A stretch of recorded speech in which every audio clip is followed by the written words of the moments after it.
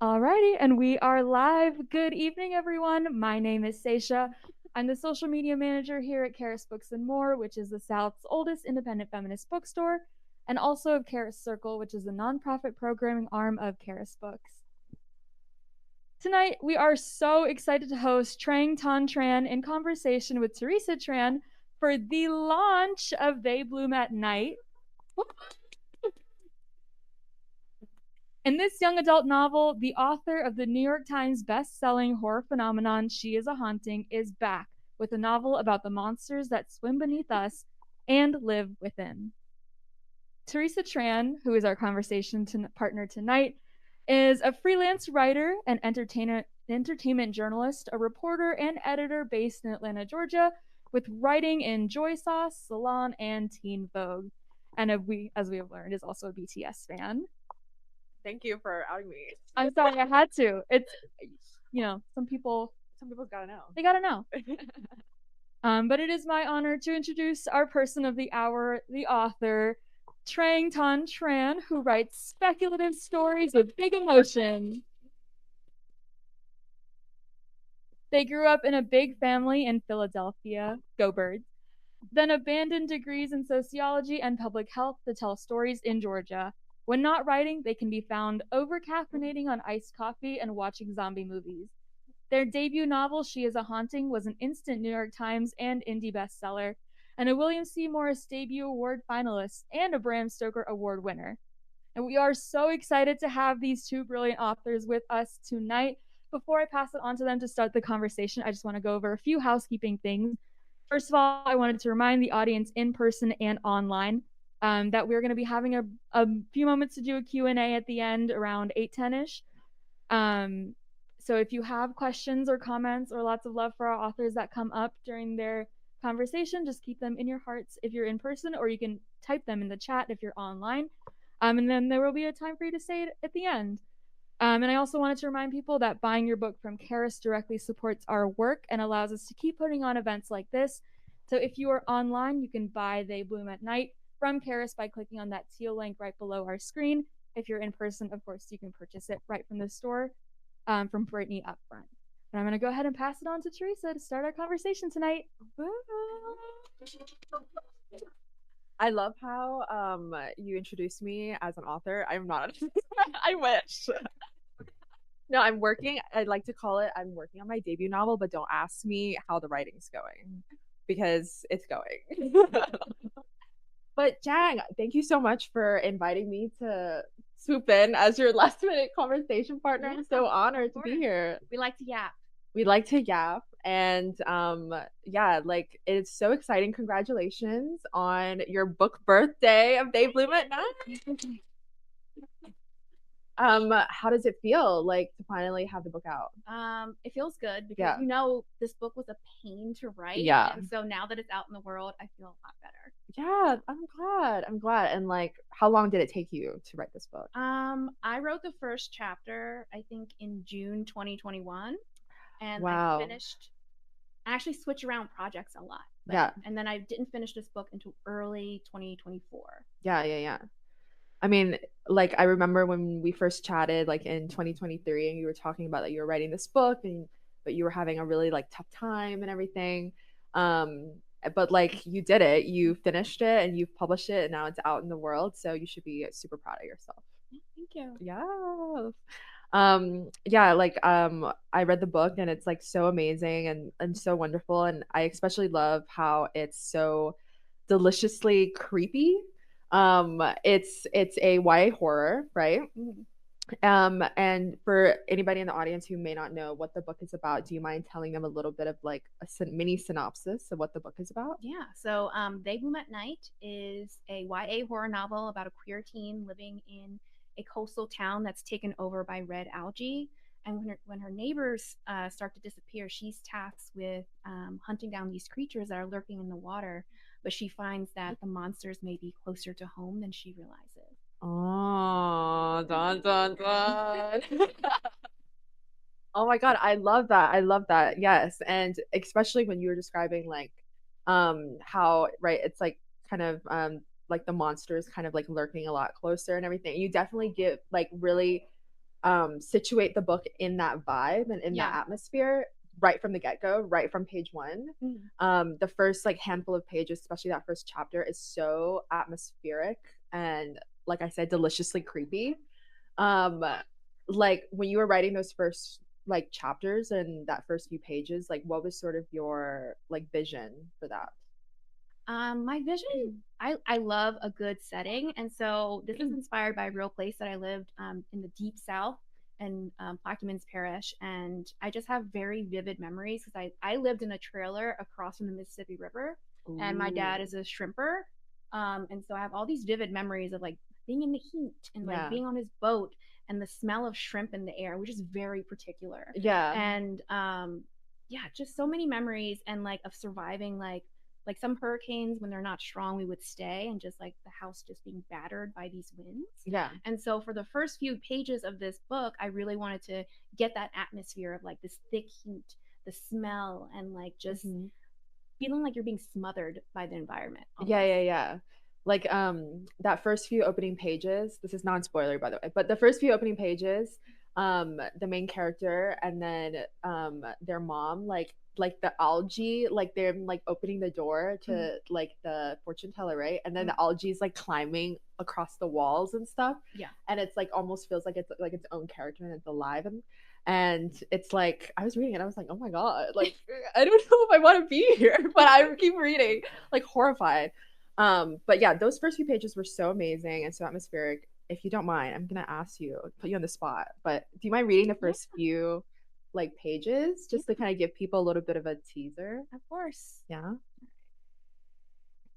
Chapter 1. Today's body is skewered through the old church spire, a gray-black whale peeling in fleshy wisp, dead too long for food. From between my fingers, with my glasses dangling aside, I'm still sometimes too scared to see how life has changed. Trailers refurnished with fish and eels under sunken sofas, cardboard boxes soggy and broken into bite-sized pieces, and bodies torn up by the crashing waves. I don't like to look, which means, of course, that I have to. The bloom has claimed much of our town of Mercy, red algae spilling over the Mississippi and adjacent floods like entrails. Our boat cut through it easily, but the microplants are probably sticking to the hull right now. It should have been like any algae bloom: spill toxins into the water, kill a bunch of fish, ruin the local economy, and leave us to pick up bootstraps and get back to work. But no, since Hurricane Arlene 21 months ago, these red tides have become the longest lasting bloom known to humans. Worse, not all the animals die.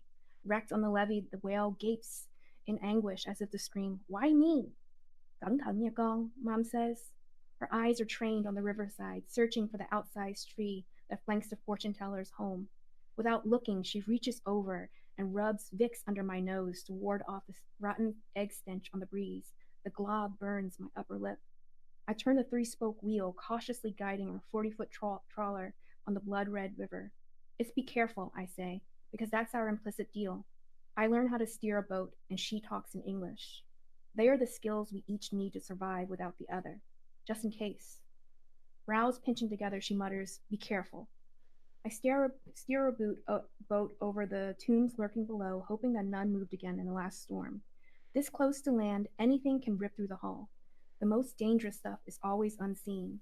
Mom should know. She spends most days staring into the watery depths, searching for dark silhouettes. Monsters, people like to whisper. It happens a lot, actually. People claiming they discovered a new species or the southern Loch Ness, when really this dead whale just washed up and became post-mortem kebab. Maybe some deep-sea creatures got curious about the sun and swam up. 95% of the ocean remains unexplored, so it doesn't surprise me to see strange animals. A two-headed shark is still a shark. I should know. Before, I wanted to be a marine biologist, though I probably would have ended up pregnant and stuck here. With most of Mercy abandoned due to the off and on flooding, I never have to worry about being a late bloomer anymore. I am my best self in this apocalypse. Mom is not. Oh, period. Wow. So, like, can I ask, I know whenever writers write like the first chapter, they're like always tinkling with it. So can I ask how long it took you to write the first chapter for this one?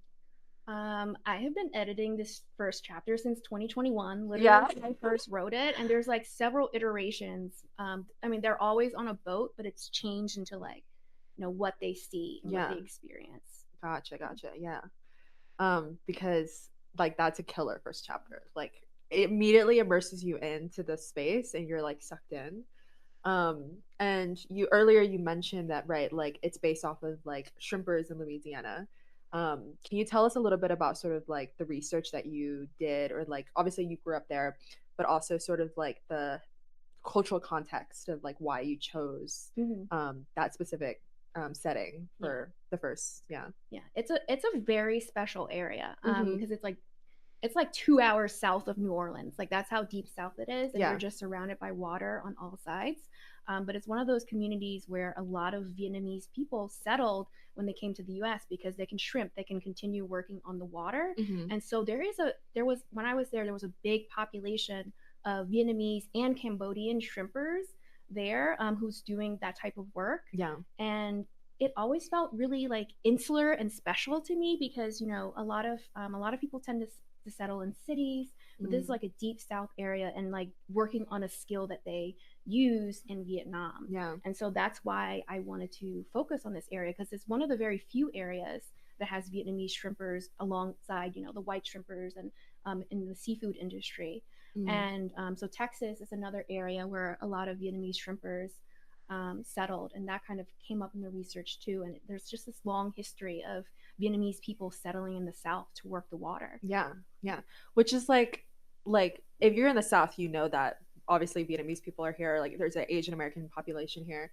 But I've been to the West Coast, and I would say like I'm from Georgia or I'm from Virginia, which is part of the South, and they're always shocked. They're like, "There's Vietnamese people in the South. There's Vietnamese people in Mississippi and Louisiana." In Georgia, obviously in Florida, and all of these really deep South states. And it's like there's a long history here. And so yeah, it's super fascinating, and it's very like apt that you chose this place as the setting.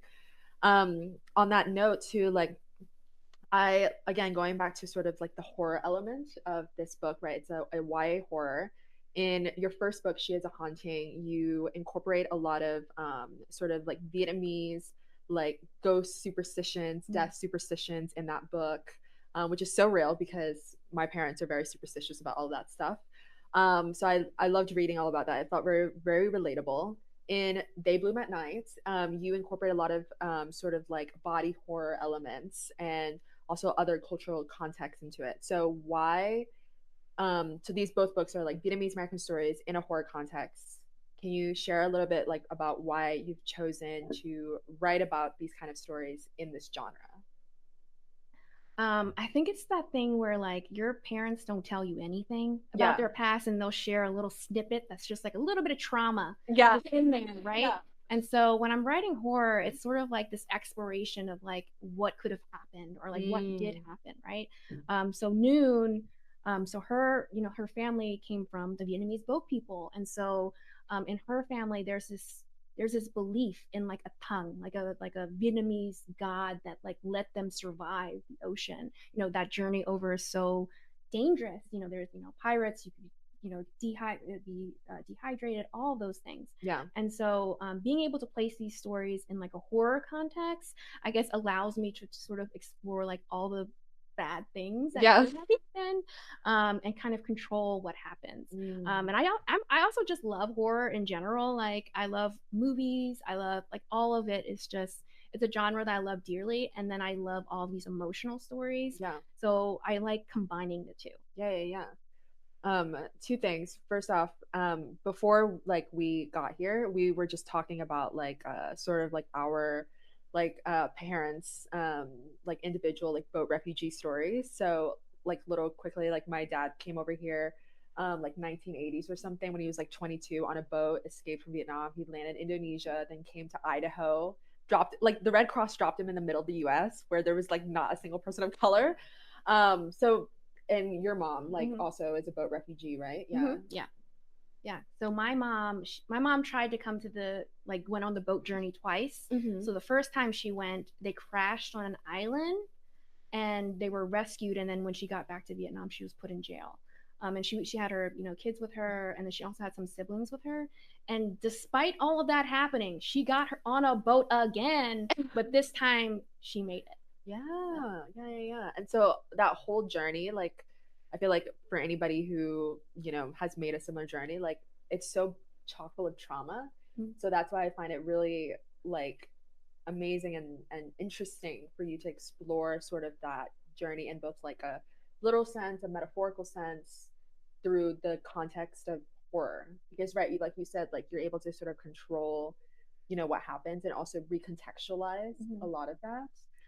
Right. Also, I just want to add that the ocean is scary. It's right. So It's scary. Like, you don't know what's down there. It's like Yeah, mostly undiscovered. Yeah, mostly undiscovered. Scary as hell. Like, ugh. Anytime I see a picture of a sea creature on the internet, I like quickly scroll past because I'm like, I don't want to look. I'm fascinated. I'm like, yeah. Like all the intricacies, like, or like when there's like creatures from the deep blue, Yes. like deep dark or whatever, like Yeah. deep bottom, and they come up. They look so messed up. They look so messed up. Like, you should not be near the surface like Yeah. that. Why are you here?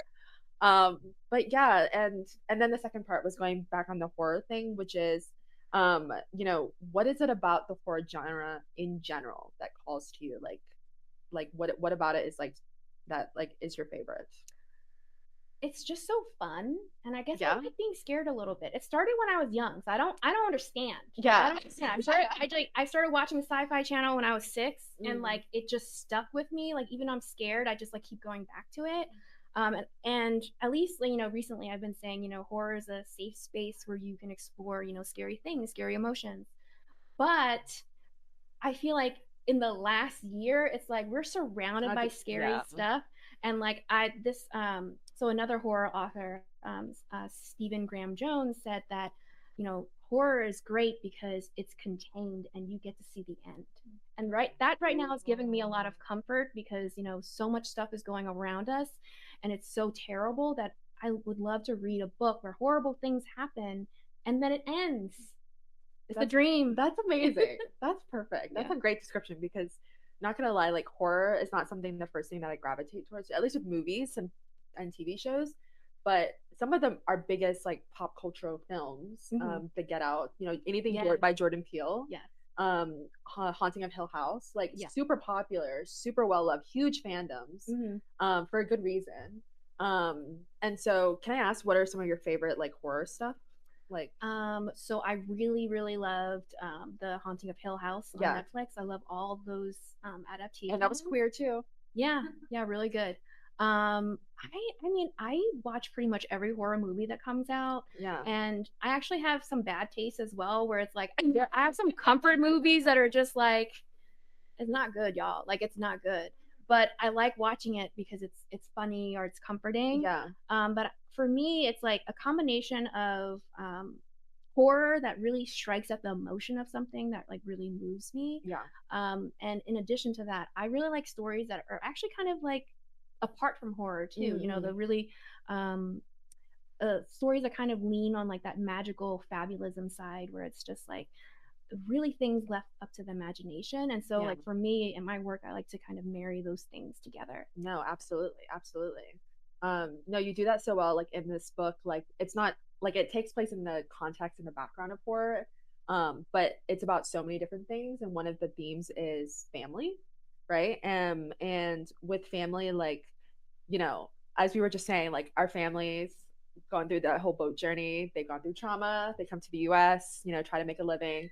So obviously they have a lot of like intergenerational trauma that they haven't unpacked that affects modern dynamic, all the gnarly little things that you got to nitpick and unpack.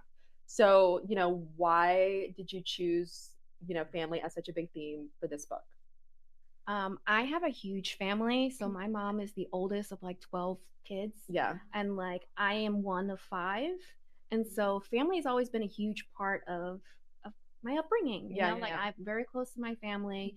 We used to have parties every weekend. And so every time I imagine a story, I can't see it without the main character's family because it's so important to me. Yeah. And in particular with this story, with Noon, the main character, and her mom, one of the family dynamics that I wanted to kind of tackle is this, a lot of in some Vietnamese families there's this emphasis on like the male child where it's like they continue the name, they all those things, but Noon is born as a daughter, but does not feel like they're either gender, right? And so it's a very weird feeling of being like, I'm not the son you wanted, but I'm also not the daughter that you think I am.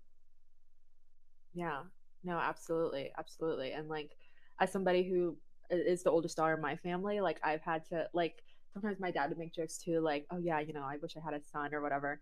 And I'm like, I am the son. Like Yes. I'm reaching up on the top cabinets. I mow the lawn. Like I'm building the shelves. Like Yeah. I'm bringing the heavy baskets up the stairs, like all of those things. Yeah. But right, something about this book too is like it troubles and explores sort of like those normalized gender norms. And those kind of topics are not often discussed in Vietnamese families and Vietnamese culture. So I love that you explore it in this book.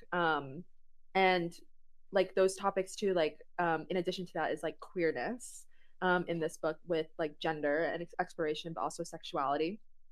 And so, why were you interested in exploring those themes as well? Like that specific aspect of like gender and like sexuality in this book. I just feel like from a young age, everyone is gendered, and it's very uncomfortable when you don't identify with the gender politics that people are kind of applying to your body.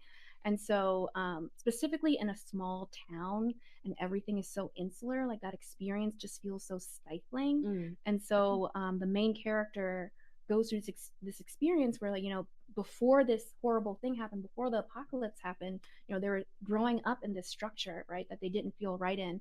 But now that like the rules are sort of like out of the window, it's like they're thriving in the apocalypse. Like I'm doing well. and here comes all these old dynamics coming from other people back trying to change their circumstances. Yeah. And so I felt like it was really interesting to talk about. And in particular, like in relation to like Vietnamese communities, like I feel like there's still a lot of work to be done in Vietnamese communities and talking about gender and sexuality. Yeah. And that's just one facet of like Noon's journey in the book. Yeah. No, absolutely. And again, like the specific horror elements in the book are like body horror and like body dysmorphia. And in the book, like Noon doesn't see themselves reflected in the mirror, right? And that kind of ties into like the whole body horror element and sort of like, are they imagining like what's appearing on their body and like are they like what's happening to them and all of those things. So I was really fascinated by that. Like, what is it about specifically like the bot? Like, how did you find a way to marry like body horror and gender in such a fantastical way in the book, and like why did you do that? I feel like from the very beginning, I knew that there was going to be a transformation in the book, but I didn't necessarily know why. And that was one of the big difficulties in writing the book, is because I actually envision my books as movies in my head when I'm writing, but because Noon couldn't see themselves, I couldn't see Noon when I was writing the story, and that made it very difficult writing the book. And so as it continued and as I like uncovered and I was like, oh no, this book's about gender. Oh no. Yeah. And I was like, I have to write about this. And like the specific horror of just feeling not like yourself in your body is just so scary. Yeah. Especially when there isn't a lot you can do. There isn't a lot that you feel you can do, especially when you're a teenager. Yeah. And so that element combined with sort of like the mutating sea creatures and like the idea that other people define what a monster is and what happens when they look at you and they see a monster but you're not. Yeah. Period. Okay, mic drop. Okay, like let's take this mic and mic drop it. No, that's super powerful. And like the part that stuck out to me is like especially like I think when we grow up we're inundated by a lot of these gender norms, and a lot of people for most of their lives don't ever question it. Like they're just like accept what is what's been told to them, and it's not until you're met with some sort of awakening where you start to ask questions. And so in like a horror book like this, like you're able to ask those questions in a safe way, explore all of those like gnarly kind of difficult uncomfortable questions and all of that stuff. So that's super amazing. But you mentioned, right, like this book changed a lot since the first draft Mhm. until now, took many years. Can you like elaborate a little bit more on like sort of the different iterations? Like, because I know like the first time like you had mentioned this book to me, it's 2023. We had like just first met for the first time, and you were, and then also we went to like see a concert, and you were saying like I have to like rewrite everything. I have to It was due like May 1st. Yeah. And we were at a concert at like April 30th, like April 15th or something. And I was like, should you be here? You should be working. And like, so yeah, like what is the evolution for this book been like? So the very first, I wrote the first chapter without really knowing what it was going to be about, except like I knew the setting was going to be in the South. I knew it was going to be about this difficult relationship between this queer teen and their mom. So like the first draft, when I did it, when I really banged it out, like it didn't have a clear vision, but I always knew it had elements of like found family and it had that transformation in it. And it actually sounded a lot younger than it sounds now. And actually, one of the sort of inspirations or one of the things that I like to comp it to is the book Speak, which is about a teenager, a freshman who experiences a sexual assault and through a year doesn't speak to anyone and learns how to find her voice again. And that was a key inspiration for this book. And so in the first draft, there were actually like some journal entries in it from the main character that got like completely like scratched out in later drafts. Well, because I wanted those journal chapters sort of to be like a look into Noon's world, but it just felt like it was too much. Like I kind of wanted to shield them from that a little bit and not display so much. So some of the thoughts, instead of putting it down on paper where someone could find, they are now thinking those thoughts and they're experiencing it. So instead of putting it down, they're kind of thinking it so the audience gets it anyway. And then as I was revising, I actually tried to make this book so many different things. I was like, maybe it's like a fantasy, and then maybe it's a magical fabulism book, and then it just changed a lot. So. And I know that like with the relentless pace, but also slow at the same, super slow pace of publishing at the same time, like it's kind of expected. Like I know you signed like a 2-book deal, and then it was supposed to come out last year, right? But then it got pushed. But I think all the better for it, because now like it exists in the best form possible, right? Yeah. And the response has been like really crazy. Like I've actually heard from a lot of people, I like it better than your first one, and I'm like, really? Okay, period. It's surprising to me because I had such an awful time writing it. And it wasn't until like I was able to let it go into the world and have people read it, and then people actually tell me like this book really spoke to me or like made me really relate to it in like these different ways. And I'm like, oh, okay, so this book is doing good, and it hurt me because I had something true to say. I love that. I mean, not to toot your own horn, but like this book landed on the Indie's next best list, right? For it's an indie recommendation. Indie recommendation. It was on menshealth.com. It's like very good for men's health. Read this book. 25 like best books or whatever. And most anticipated, right? So that is incredible already.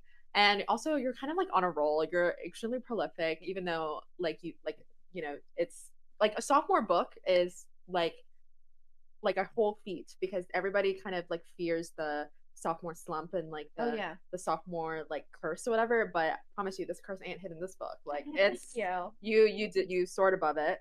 But you're also extremely prolific, and you're on a roll because I don't know if you guys know or like follow Jang on social media, but they just announced they got another book deal. They have, you want to talk about it? So I'm working on my third YA book. It's called The Summoning of Tess Pham, and I don't want to give too much away. So I'll just give you a one-liner, and it's, damn, the demons got grandma.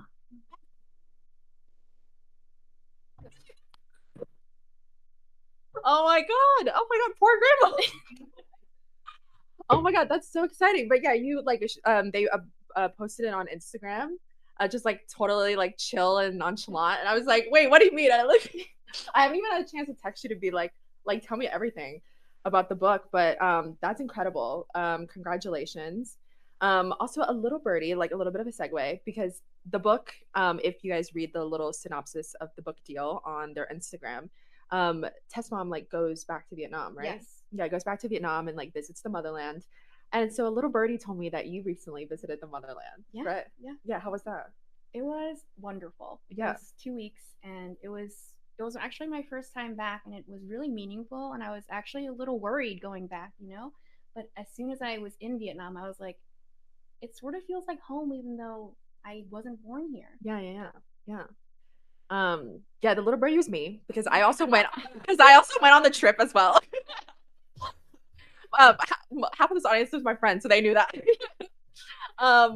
Yeah, so we went together on the Vietnam trip. It was my first time in like 20 years, so it felt like the first time as well. And we had a blast.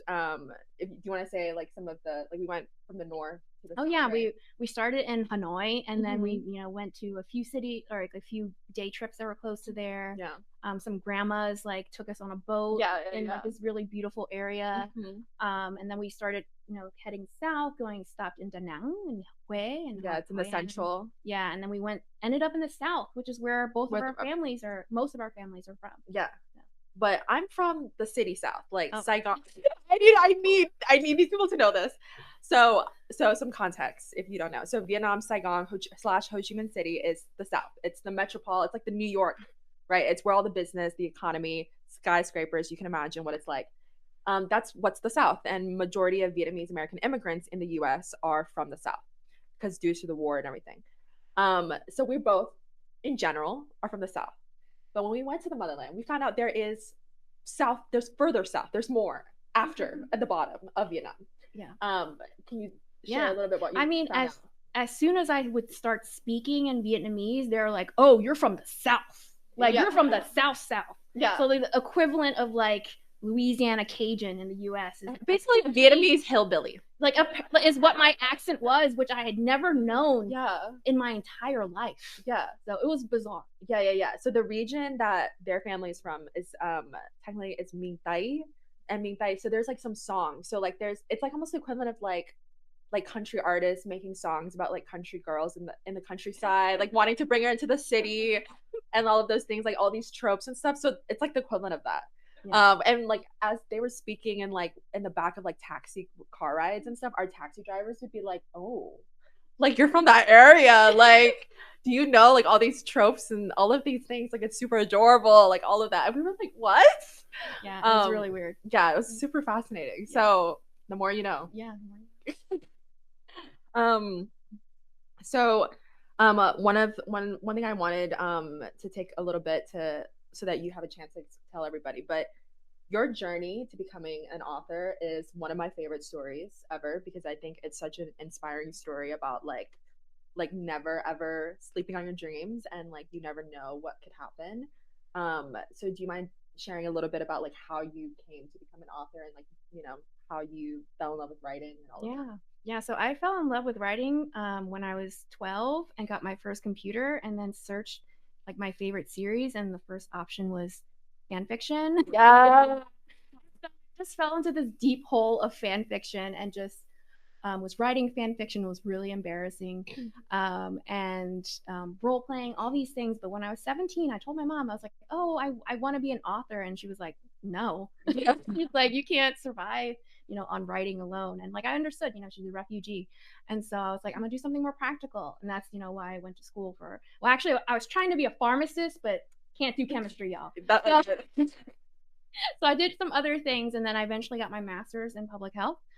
This entire time, I'm still writing in different fandoms and writing for fun. But I actually worked like as a data analyst for many years. I was first in New York City for like six or 7 years, and during the pandemic, when we were making the move, I was like, I just don't feel like I'm living the life that I'm meant to be living. Yeah. And so I had some savings from work, and my partner had health insurance, and I was like, let me just take a year off to do this writing thing. Let me just give it a try. And like 1 year in publishing is bananas. Like it's short. It's so short. Yeah. You cannot get anything done in a year. But I was like, I'm gonna do it. Like I'm gonna try. And it just so happened that I was stuck on this story, this YA fantasy I was trying to write. But when I switched to horror, which I never thought that I would write, even though I loved the genre so much, I finished the book in 3.5 months, and then I revised over 4 months, and then I started querying, which is when you're trying to get a literary agent, in May, and then I got my first offer 2 days into querying, and then 8 offers 2 weeks later, and then I signed with my agent late May, early June, and then we sold the book at auction mid-June to Bloomsbury. Yeah. And so it all happened in like a year. Yeah, literally a year. You manifested that. Yeah. Period. I love that. Yeah. And when you told me this story the first time, like when we traveled together, I was just like in awe. Like I was literally like that is amazing, and also incredibly fast for publishing, because if there's anything, because I've freelanced for publishing too, it's incredibly slow, like so slow. So for you to accomplish that all in a year is just incredible, and it obviously, you know, took off on its life of its own, instant New York Times bestseller, and like in so many sort of like libraries and reached so many teens. So that's incredible. Yeah.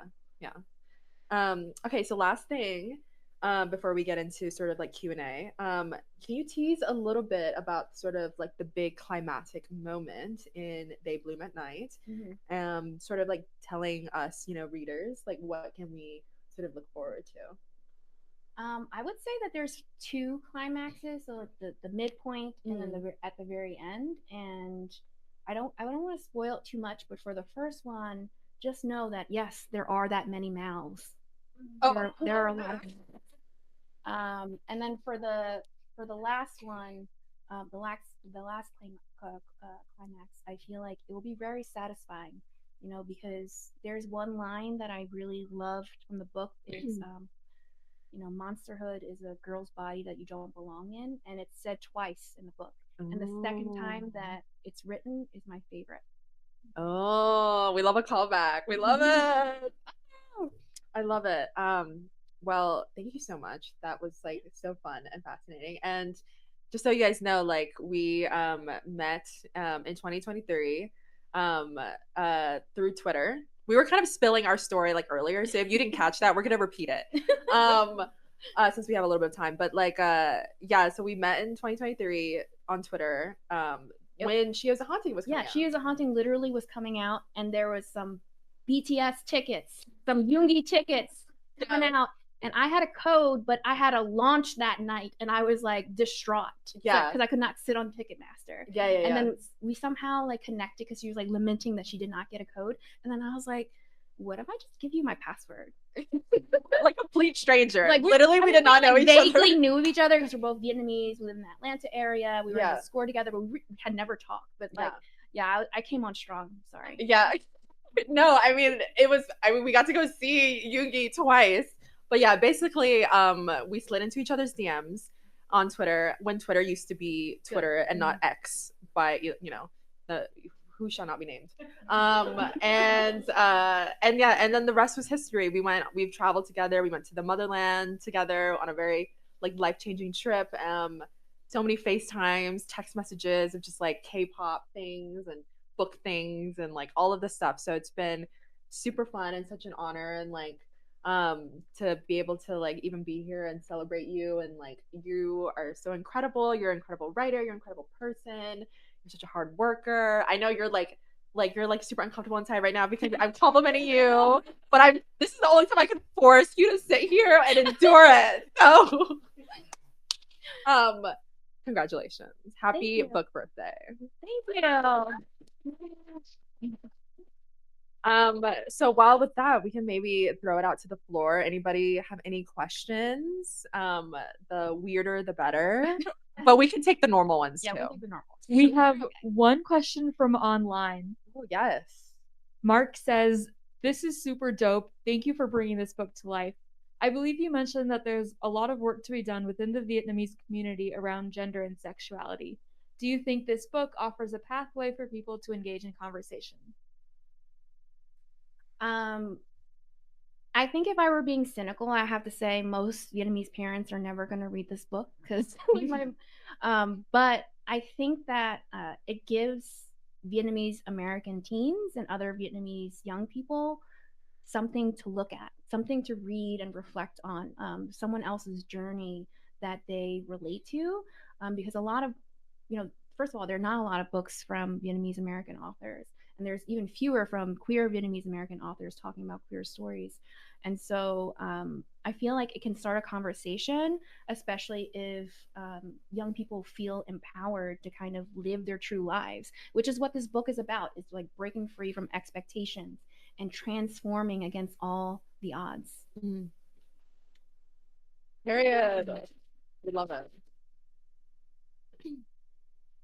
Any other questions? Any curiosities? The nosier, the better. Yeah. I'm gonna hand you the mic because then the folks online can. Hi. I don't know if I need to say my name or anything, but I'm Gabby. When it comes to the title, I don't think we touched on this, but is it a spoiler to ask you to explain a little bit about the title and the meaning behind it for you? No, not really a spoiler. So actually, I have to say that the first title that I came up with it was "What Blooms at Night," and which is funny because I think it was called "What Blooms at Night" because I had no idea what was going on in the book. I was like, what's blooming? What's happening? What I know. I don't know. What blooms at night? But as I worked through the book and realized it was first about gender and it was about transformation, I was like, oh, they bloom at night. They, as in the main character, blooming at night, and also the algae bloom. There's also all this algae, so it's a callback to the environment that is transforming, and then also the main character who's transforming. Yeah. So they bloom at the end of the book. Spoiler alert. Also, we are on theme. Yes. So it takes place in a swamp. Swamp core. Yeah. Thank you. Great question. Thank you. Any other questions? Yeah. Hi, I'm Caitlin. I'm curious, you touched on this a little bit. What can you tell us about your writing process? My writing process, I've always felt like I was like a type A person. I love spreadsheets and all that, but I'm very chaotic when I draft. I write out of order. So I write my chapters out of order. I write the lines within chapters out of order. So like everything is like a puzzle. It's like a miserable process, but I don't know how to do it any other way because I have a feeling, right? I have a feeling a line comes to me and I have to write it down. And I know, oh, okay, that probably happens in like chapter 18, but I'm only on chapter 2. So I'll just leave this here. And so my writing process is sort of very chaotic in that way. But the thing that helps me is coming back to the work every day. And that was really difficult with this book. And I'm sort of relearning the process of what works for me. So like I know that my most productive period is in the morning. And so when I get up, I have my coffee and I immediately try to work on the book. And I know I only have a few hours of good writing before like I start, petering out. And so I really have to take advantage of those times. But yeah, for me, drafting is miserable. Revision is great because revision is when you can break out the spreadsheets, you start doing stuff like that. But like for me, drafting's just gotta be like feelings. So. Yeah, absolutely. Any other questions?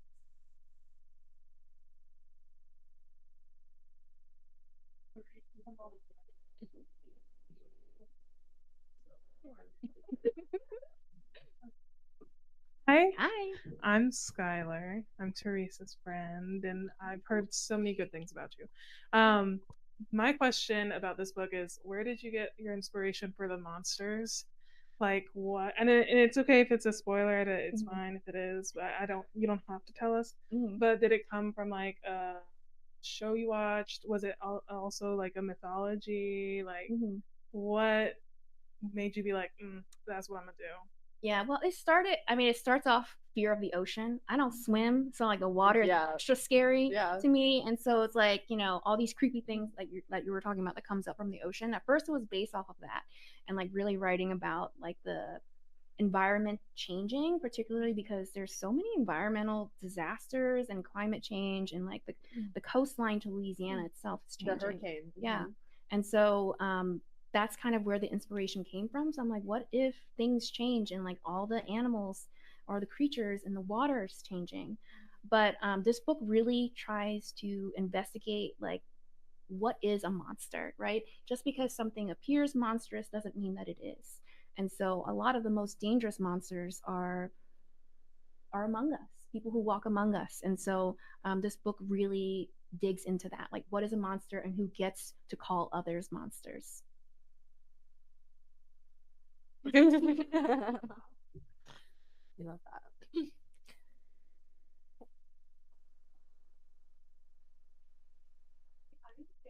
Okay, this was kind of like a fun question, but you mentioned that horror is one of your favorite genres. Are there certain tropes within horror where like you could go back and watch and read it and it's like not a big deal, like you're here for it?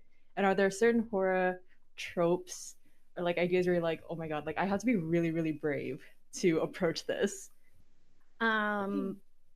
There's zombies. So as in my bio, I love zombie movies. It doesn't really scare me. It's very exciting. And so I love watching everything. Yeah. I would say like I think ghosts get under my skin because I know they're real. And so that's but I love watching it. So like I keep coming back to it. I would say the stuff that's really hard for me to like I really need to be brave watching is like more of like the bloody and the slasher Oh, the stuff, gore. you know? Yeah. The gore. I mean, which can be fun too, but like I have to be ready to see that. Yeah. Know? Yeah. Whoa, that's a good question.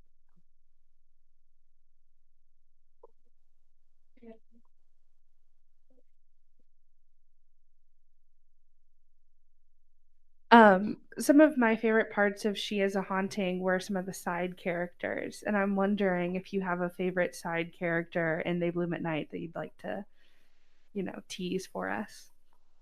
Shout out to the cat named Sandbag. Oh my I god, love Sandbag so much.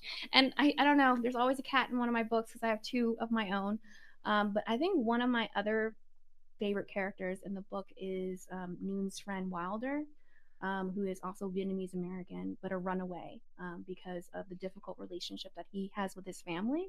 And I just find him like just a fresh, like a just breath of fresh air. yes. Yeah. Like what is What's the word? bird? Yeah.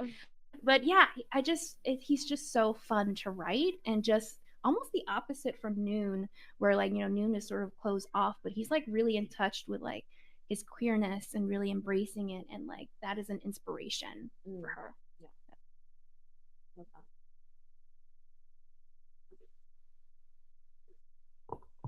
We have another question from online. Mark asks, do you think you'll ever transition to another genre? As of right now, I have several horror books that I want to write, and that's what I dislike about being slow. I'm like I can't get all these ideas out fast enough. Yeah. But I do want to eventually like do other genres as well. Like I am fascinated by like those decades long epic love stories, and I feel like that would be really fun to write. Yeah. And then I also have this something cooking in the back of my brain that's like a Vietnamese inspired fantasy about sisters that I really want to write. That's inspired by the Chung sisters. Yeah. Wait. Okay. For the North, we gotta explain. Yeah. So, Vietnamese legend, the first revolutionaries of Vietnam were these two sisters, the Chung sisters. So it's like legendary. There's so many cities and streets named after them in Vietnam. Like, it's like a childhood story. It's a myth. It's a legend. Yeah, they ride elephants. They have really long breasts for some reason. Yeah, they are like indigenous to the country, and like they are the first people to push back against China to protect Vietnam, and like so like when we went back to the motherland, we like learned like we went to the Vietnamese Women's Museum. Yeah, and we learned that like Vietnam is actually very like I guess very in like highlighting and uplifting that part of history, like women's history. It's part of the education. It's in the street names. It's in the culture. There's holidays. There's festivals. It's a big part of the culture. Yeah, and that was so fascinating. But also, we were talking about how like we were kind of like, damn, we kind of missed out growing in the U.S. Right, we didn't have we didn't have that. Yeah, so we were kind of like almost kind of going through a grieving process of like if we had grown up in Vietnam, like this would have been the normal. Like kids in school are studying this, and this is everywhere around them. Yeah. It's baked, and we're missing that, and we miss that because in the U.S. you just the Vietnam War, you get like a paragraph, yeah, or like maybe 2 paragraphs, And it's told from a very specific perspective. And Vietnam is more than war. Yeah, it's way more than war, way more. And I think right now with a lot of literature right now in this space, like we're Vietnamese Americans are still unpacking a lot of that like trauma and like those stories. But I think somebody like you writing in this speculative space and situating with these like fantastical elements, we're sort of like simultaneously unpacking that, but also venturing beyond and thinking about like what other stories can be told. You know, in this case about like gender, about sexuality, about friendship, and all of these things. So yeah, you're pushing the envelope, Jen. Thanks. Yeah. I have one question of my own. You said that you part of your process is imagining your books as movies, and I was wondering if music is at all part of that process, and if so, like what would what would be on a soundtrack for this book? Besides BTS. So for this book, there is so the Annihilation soundtrack for the movie. It's so good. And then there's also this song that's like we're all eating each other. Like that's the title of it. And if you go on my website, there is a whole playlist, and then there's a Hozier song that's Wasteland Baby, and that's also an inspiration. That's perfect. Yeah. I love that. That's one of my favorite songs. Yeah. Does anyone have any more questions in person? Yeah, Sarah, bring it home. Bring it home. But I know y'all met through like the Suga or Yoongi concert. What is your favorite song of his? People. Yeah. That's just so good. Yeah, that's my favorite song too. We bonded over that. Yeah. It's his best song, like objectively. So Thank you. Thank you. Thank you, everyone online who tuned in too. Yes, thank you. Yes, thank you, everyone. We're going to go ahead and say goodbye to our online friends. First, of course, I wanted to say thank you to you both for your incredible conversation. We're always especially grateful for authors who come and do their launch at Charis, because I know it's such an exciting and emotional time. And thank you for choosing Charis to do your launch at. For all of our online viewers who want to buy a copy of They Bloom at Night, you can click on that teal button right below our screen. That allows you to buy your book from Charis, which allows us to keep putting on events like this. But we are going to say goodbye now. Thank you all for tuning in and have a great night. Bye.